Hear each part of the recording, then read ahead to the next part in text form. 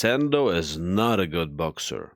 In fact, if we're talking about the sweet science of boxing, the Naniwa Tiger is a complete and utter failure.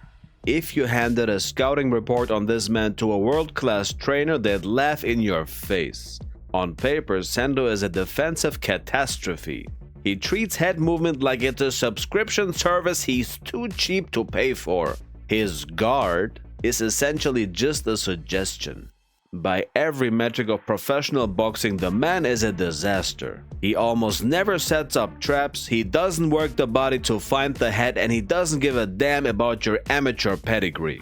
He's the guy who brings a chainsaw to a fencing match. He telegraphs his power shots from the locker room and walks into counters like he's trying to collect frequent flyer miles for brain trauma. In a sport of high-speed chess, Sendo is the guy who just flips the table and starts swinging the board.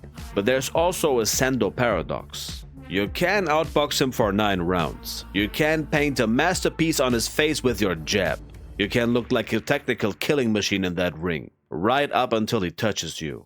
Because Sendo is not playing the same game as you. You are playing mahjong. You're calculating tiles, looking for a sequence, playing it safe. But Sendo is a kamikaze pilot. He has replaced technique with raw, unadulterated violence. He forces you into a phone booth fight because he knows that in a dark room with no exits, your technical skill is a luxury you can't afford. And it works because of only one sole reason. He has the highest pain tolerance in the series, matched only by a literal lack of self-preservation. Imagine being a world-class technician, landing 80% of your shots and realizing the monster in front of you is smiling through the blood. That is where the boxing stops and the slaughter begins. This man is not trying to win the rounds, but he is trying to end the timeline. Next to maybe Takamura, he is the only man in this series who can lose every second of a fight and still be the one walking home. But as I already hinted at, there's a cold hard truth. It works until it doesn't. And when it stops working, your body falls apart.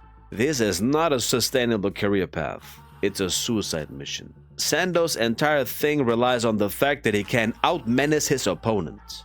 But the moment you encounter someone who won't be intimidated by your power, someone who sees your tiger spirit and simply starts outclassing you with surgical precision, you're done.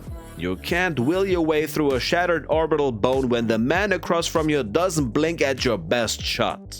Sendo is the death of sweet science. He is the living proof that a perfect plan doesn't mean anything until it hits a brick wall made of spite. But even brick walls crumble, and the crumbling will start soon.